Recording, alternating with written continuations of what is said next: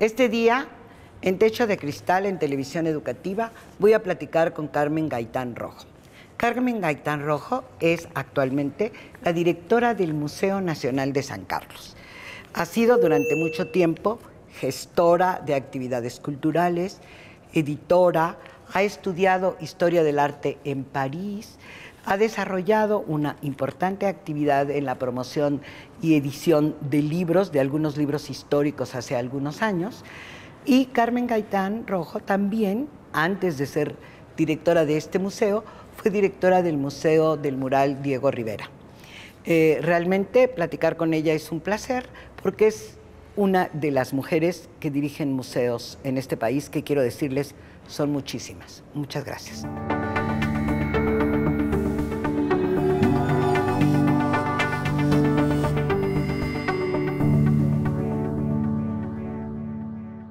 Carmen, muchísimas gracias por recibir a Techo de Cristal aquí en tu espacio de trabajo. Nos parece fundamental que estuvieras con nosotros en esta serie. Muchísimas gracias a ustedes por llegar a este Palacio de Buenavista. Precioso, ¿no? Uy, sí, bueno, es un edificio de Tolsá que se termina en 1805 y trabajar aquí realmente es un privilegio, es un sueño, sí. Es un gusto, es un sueño hecho realidad. Carmen, ¿cómo fue tu vida para llegar a ser directora de este museo? Hace mucho que te dedicas a la curaduría o cómo se llama, ¿cómo te iniciaste en esta profesión y si es un lugar a donde hay mujeres o no hay mujeres? Este tipo de trabajo de gestión cultural está muy armado precisamente por mujeres. Es una vocación como si uno estuviera al frente de una casa. Un museo es como una casa en la que suceden simultáneamente muchísimas acciones, desde una tubería que se rompe, desde una sala que hay que pintar, desde un techo que se anega, desde recibir cajas porque llega una exposición. Es un trabajo que conviene a las mujeres porque nosotras siempre estamos en varias pistas. Sí, claro. Se dice muchísimo. Entonces las mujeres tenemos esa cualidad de poder estar presentes, pero tener en la cabeza 5 compartimientos que están hablando y que están solucionándose. Así pues, estar en un museo es la posibilidad de darle a esas competencias que uno tiene la libertad para que se desarrollen y para que sean efectivas. Eso lo puedo entender, pero digamos, también es una vocación. Mientras hablabas, pensaba una vocación femenina, estaba pensando en Inés Amor, ¿no? Y su hermana. O en María Izquierdo, que también claro, participó. Bueno, yo creo que todo ser humano sensible tiene vocaciones como la música, como la pintura, como el teatro, como la ópera, y yo creo que en mi casa, yo soy de Parral, Chihuahua, había un gran gusto por la música y mi casa era como de artes escénicas. Mis padres tenían una gran vocación para la decoración, entonces mi casa sí era como una especie de teatro porque siempre había un punto visual que era fantástico, que era agradable, que era físicamente muy hermoso. Y eso yo sí creo que me marcó. Y me marcó muchísimo que muy joven mis padres me mandan a París a estudiar 4 años y yo empiezo a estudiar la carrera de Historia del Arte, aunque no la termino. Pero la estética parisina de las calles, de las gentes, de cómo se vestían, de las exposiciones en las galerías, de los museos, cómo estaban las luces, cómo se ponían las mamparas, cómo se ponían los pedestales, es algo que me marcó muchísimo. Claro. Y cuando yo regreso a México muy joven, tengo la suerte de que entro a trabajar en una galería que se llamaba la Galería del Círculo y siempre tuve vocación por la literatura y por las artes plásticas. Y entonces empiezo a trabajar en esta galería y ahí me conoce Miriam Kaiser, que después es directora del Palacio de Bellas Artes y me lleva como su adjunta. Estando trabajando yo en el Museo del Palacio, tengo la fortuna de encontrarme con Fernando Gamboa, que fue el gran promotor cultural de este país en los años 40, 50, 60.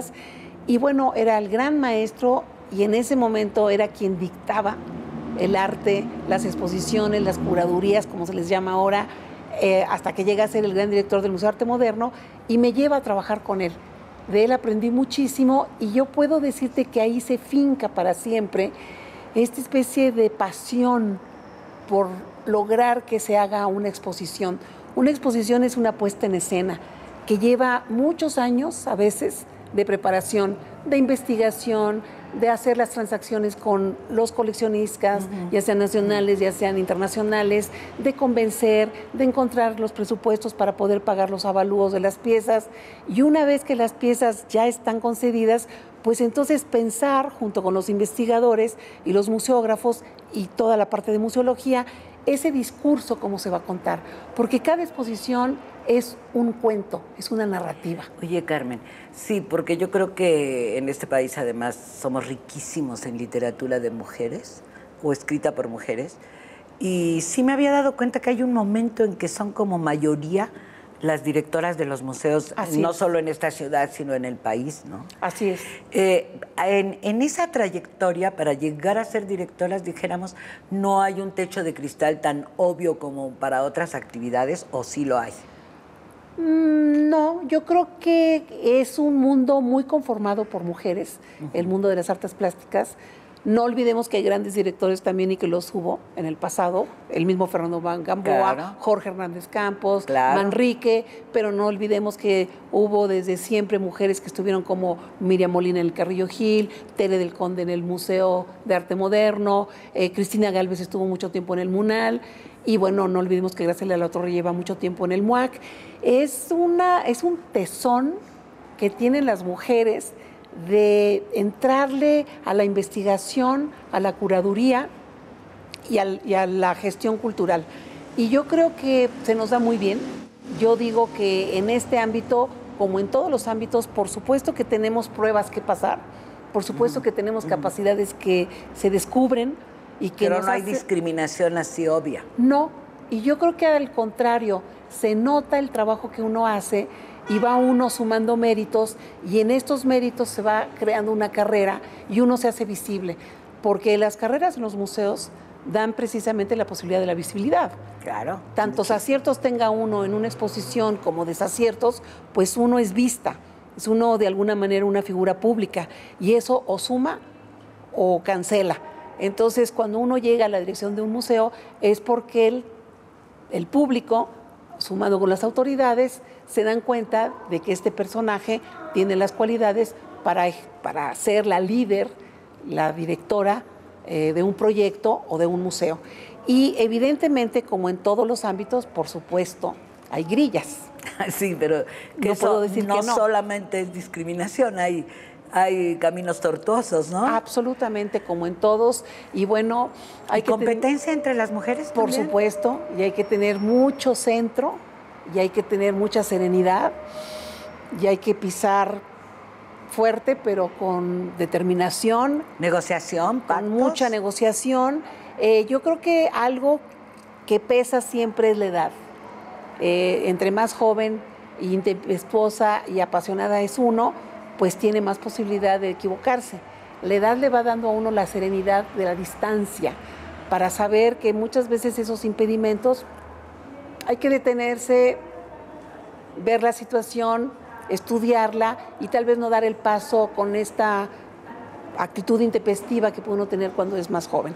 Entonces, todo esto son sumas, son agregados para que uno llegue a ser directivo de un espacio que además implica un servicio.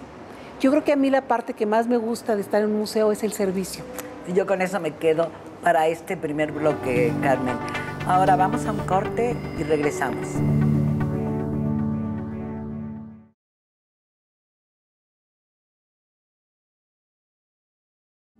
La difusión cultural es importante porque mediante eso podemos conocer y saber cuáles son las actividades a realizar o de qué manera se está llevando para poder seguir con la educación.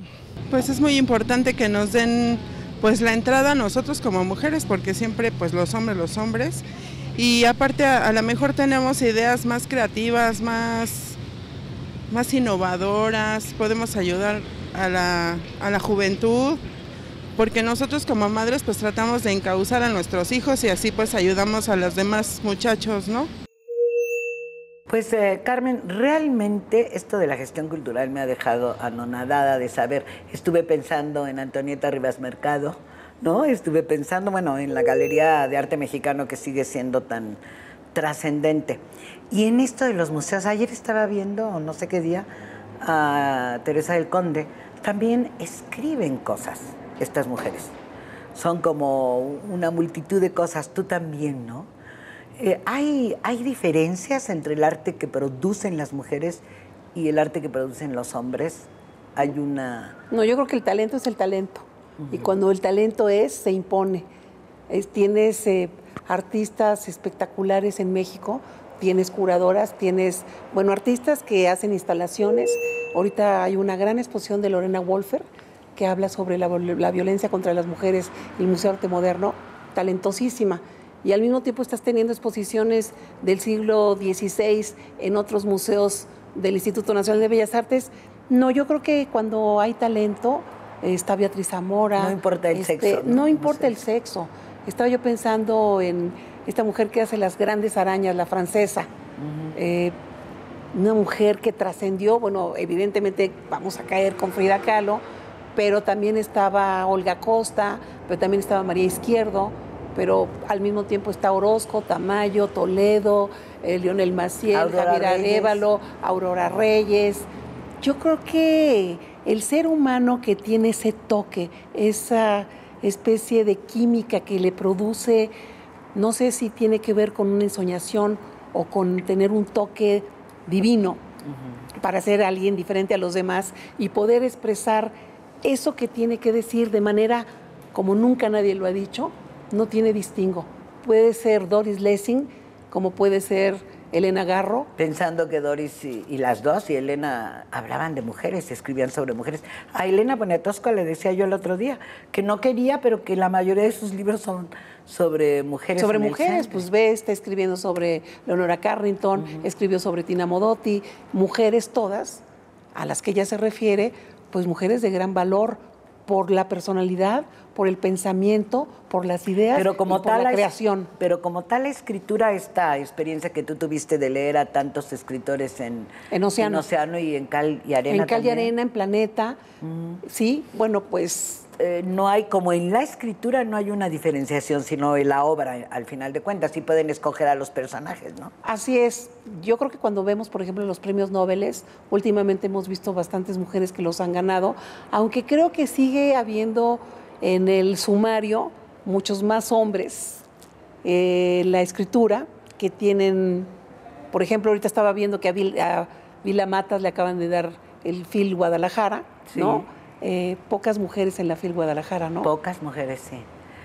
¿Quién sabe qué sucede? Quizá por la falta de la habitación propia a la que se refería Virginia Woolf, ¿no? Tal vez. Tal vez, ¿no? O sea, oportunidades, las libras seguras cada mes. Así es, la familia. La familia. Familia o no familia, ¿no? Que distrae muchísimo. Y bueno, todo este compendio interno que tiene que gestarse para que uno pueda tener la capacidad y el entrenamiento para expresar lo que tiene y darlo al mundo. No es tarea fácil, ¿eh? Claro, pero también hay como obstáculos, ¿no? Yo estaba leyendo el otro día que hay algunas mujeres muy interesantes que tuvieron la Guggenheim y que luego no pudieron irse. Estos obstáculos que tienen que ver con la condición social de las mujeres, ¿no? Bueno, absolutamente. Y de pronto sabemos, por ejemplo, que hay mujeres indígenas fotógrafas. Qué increíble. O que hay mujeres indígenas que están también creando literatura. Uno quisiera que fuera ese conocimiento muchísimo más masivo, pero sí hay todo un sistema que te impide que accedas pues, al gran formato, ¿no? Al mainstream, y que estés a la vista de todo el mundo. Sí creo que sigue siendo un arduo trabajo el que tenemos las mujeres para imponer nuestras ideas, nuestra voz. No hay tantas periodistas mujeres, por ejemplo, como tantos fotógrafos o fotógrafas. ¿Cuántas fotógrafos mexicanas hay de renombre como Graciela Iturbide, como Lourdes Almeida, ¿no? De igual manera, pues en las artes plásticas pasa lo mismo. Sí siento que hay camino allanado, pero que sí siempre se nos sigue dificultando llegar a la cima igual que los varones. ¿Y en este mundo de la cultura se paga menos a las mujeres? Es decir, una obra hecha por un hombre o hecha por una mujer tienen valores económicos, ¿no? No, yo creo que a Magali Lara le pagarán exactamente igual que le pueden pagar a alguien contemporáneo. Eso también es trayectoria, es cuántas veces has ganado premios, accedes a bienales, accedes a galerías. Es también una carrera. Pero esa carrera también es de obstáculos o solo de talento, ¿qué dirías? Yo creo que es básicamente de talento. Ah, Yo muy creo que el bien. talento se impone a la larga y no cuando el talento es honesto y si la honestidad se termina imponiendo a pesar de las trabas. Fíjate qué interesante. ¿Y mujeres emprendedoras con galerías y eso existe el día de hoy? Bueno, sí, tenemos Además mujeres. de la que hablábamos. Sí, claro. Siempre ha habido también esa especie de lucha porque había una galería Proteo en los años 60 que dirigió una mujer de Sonora. Estaba, por ejemplo, Carmen Alardín, que también tenía una galería en San Ángel. Estuvo Esther Echeverría, que también tuvo una galería. En fin, yo creo que las mujeres sí han pugnado. Estela Chapiro también tuvo una. La Galería del Círculo, que estaba en la zona rosa, era de Luis Remba y de su mujer, que su mujer era muy activa. Y bueno, hoy Nina Menocal, que tiene una galería. No, yo creo que las mujeres, Patricia Ortiz Monasterio. ¿Qué tal? ¿Cuántas han salido, no? Emprendedoras. Bueno, en fin, en la misma Curi Mansuto son un hombre y una mujer que llevan las riendas de esa galería éxito, y que es una galería internacionalmente reconocida, que tiene artistas de primerísimo nivel de arte contemporáneo. Yo creo que las mujeres están a la par trabajando con los hombres en las galerías, no nada más en México, sino en el mundo. Cuando uno revisa las páginas del periódico El País, se encuentra con que hay grandes galeristas mujeres francesas, españolas, italianas, que están dando la batalla por tener un piso y mostrar la creación de hombres y mujeres en sus espacios. Muy interesante, Carmen. Habría que ver cómo llegan ahí. Quizá la vía de la comunicación, de la educación, perdón, puede ser una y ahí cómo estamos. Bueno, esta fue la Academia de San Carlos, ¿o no? No. La Academia de San Carlos se encuentra atrás de Palacio Nacional, en la calle de Academia 22. ¿Qué tal? Esto lo que fue una gran casa que fue erigida por Manuel Tolsá, que hace el caballito, y las esculturas que están arriba de Catedral y Palacio de Minería, y una celda para la Marquesa de Selva Nevada, que fue la propietaria de esta casa. Esta casa no la puede vivir su segundo hijo porque muere, y entonces Maximiliano se la regala al general Bazán. Después termina siendo, muy tardemente, una fábrica de tabaco, fotografiada por Guillermo Kahlo, el padre de Frida. Claro. Y después Lotería Nacional, hasta que llega a ser una preparatoria, y en 1968 la declaran Museo San Carlos. Este museo es el que conserva la más grande colección de arte europeo que existe en el país, a partir del siglo XIV hasta el siglo XX. Qué importante, Carmen. Vamos a ir a un corte y regresamos. ¿Cómo no? Creo que si no hay como acceso a la cultura, no hay como un buen criterio y no hay como una buena información, y no hay como más bien como un interés a la información, ¿no? A saber cómo te gobiernan o en qué se gastan tu dinero, ¿no? Tal vez eso podría influir bastante. Pues estamos saliendo como del huevito donde nos tiene todo mundo, ¿no? Como hombres y pues podemos aportar muchas cosas al mundo, ¿no? La cultura es muy amplia y es muy importante que los hombres como las mujeres puedan tener participación dentro del mundo de la cultura. Carmen, yo te había comentado antes de la historia y de mi error de decir que yo creí que esta era la Academia de San Carlos. Yo te había planteado si en el terreno de la educación, es decir, la formación yo he escuchado que desde el siglo XIX empezaron las mujeres justo en los primeros años de la Academia de San Carlos a participar, a poder entrar a tomar clases. A tomar clases. Eso es muy importante, también la formación, además del talento. ¿Cómo nos va ahora con las jóvenes y los jóvenes? No, bueno, ahora tienen muchísimo más oportunidades. Sí es cierto que había muchísimo talento, pero estas mujeres muchas veces salían de la academia y entraban a sus casas y seguían pintando en sus casas. Nosotros hemos querido hacer alguna exposición de mujeres pintoras del siglo XIX y no es fácil. No es fácil encontrar que hubiera una cantidad suficiente, como si tienes pléyades. José María Velasco, Rebull, Diego, Gedovius, en fin, muchísimos hombres que estaban en la academia y que llegaron a entrar, producir pero sobre todo a participar en los salones, en los salones de París, en los salones de Roma, y en cambio pocas mujeres, muy pocas mujeres. Yo sí creo que ahí era muy atávico, era un mundo muy cerrado, en el que poco accedían a las mujeres. Aquellas que lograban trascender, pues eran mujeres de mucho carácter y de mucho talento que lograban imponerse, pero no era la norma. Y producto de este cambio, de estas oportunidades, ¿de quiénes nos podrías hablar? Mujeres en este momento haciendo ser una promesa, haberse iniciado con una gran capacidad, qué sé yo, exitosas, con premios, jóvenes, de una generación después de la mía y la tuya, o sea, como en una Pues sí, mira, tercera. por ejemplo, en una Bienal de Venecia estuvo Melanie Smith, ¿no? Que es una inglesa radicada en México. Está, como decía yo, Magali Lara, está Lorena Wolfer. Relativamente jóvenes, Sí, dijéramos. sí, joven, mujeres que están... Yo creo que hay muchísimo talento hoy en mujeres de 30, 25, hasta 40, 50, que realmente no tienen ningún impedimento para expresarse. Hay muchos medios ahora, hay medios audiovisuales, Donde también están redes, haciendo, claro. Redes, hay mucha obra gráfica de mujeres. Yo creo que las mujeres están teniendo muchísima incidencia en el arte, muchísimo más que en años anteriores.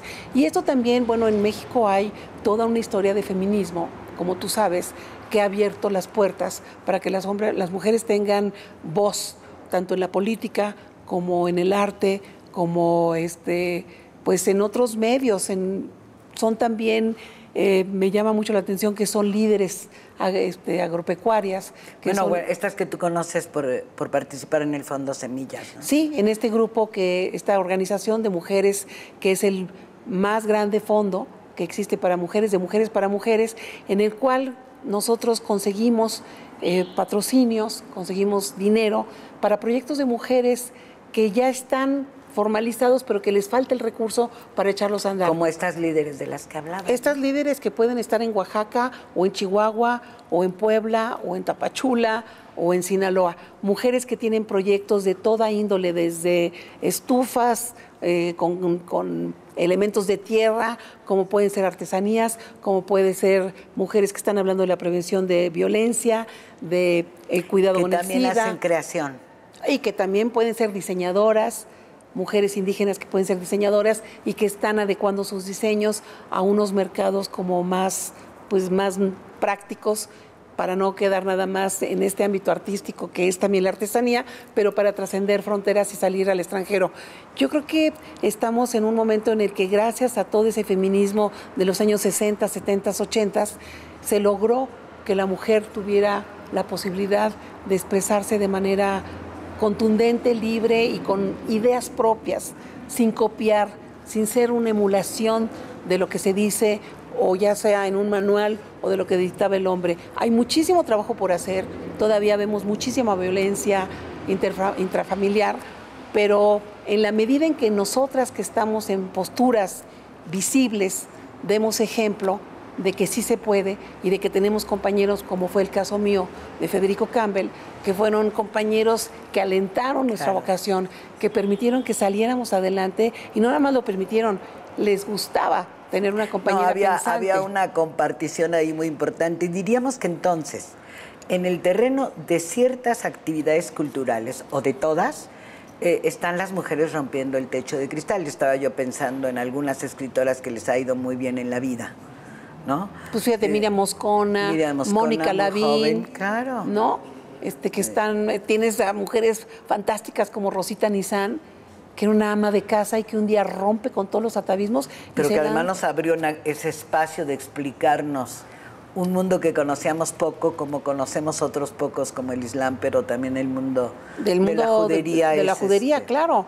Y entonces ahí te das cuenta de que claro que se mueven por todos lados. A mí me sorprende mucho cada vez que viajo por los estados el talento también que hay en cada estado. En cada estado tienes poetas. Muchos museos fundados museos por extraordinarios, ¿no? Museos extraordinarios en Saltillo, museos extraordinarios en Tijuana, movimientos de música, movimientos de literatura, de poesía, muchísimas mujeres participando en la poesía. Entonces te das cuenta es un país, a pesar del embate de violencia, es un país que sigue produciendo. O sea, esto habla de que es un país con con una Vivo. capacidad de creación y de necesidad de tener una voz para decirlo y de manifestarlo pues con lo que le da el talento a cada quien para hacerlo. Así que yo sí creo que las mujeres cada día vamos ganando más terreno. Ay, Carmen, es fantástico porque yo estaba pensando también en los medios de comunicación, también las mujeres tienen lo suyo como fundadoras de revistas y esto. Creo que me voy a quedar con este mensaje que es absolutamente positivo en medio de un momento o de algunos momentos en que uno cree que solo va a haber una tormenta. Realmente es muy fantástico y te sientes muy contenta en San Carlos. ¿Hay algún plan pronto? Sí, que puedas bueno, hay contarme? exposiciones internacionales muy interesantes. Ahorita está terminando una que se llama Poética de la Infancia, pero lo que es muy importante de este museo es que siempre hay una sala dedicada a los niños, a que los niños entiendan también las exposiciones de los adultos. Este es un museo con una gran variedad de actividades en el que el niño es una figura preponderante, porque yo creo que ahí está la simiente para que los mexicanos seamos diferentes. Si uno educa y da una buena educación profunda y respetuosa, tendremos unos mejores resultados. Pues muchísimas gracias, Carmen, por habernos recibido y nos vemos en la próxima.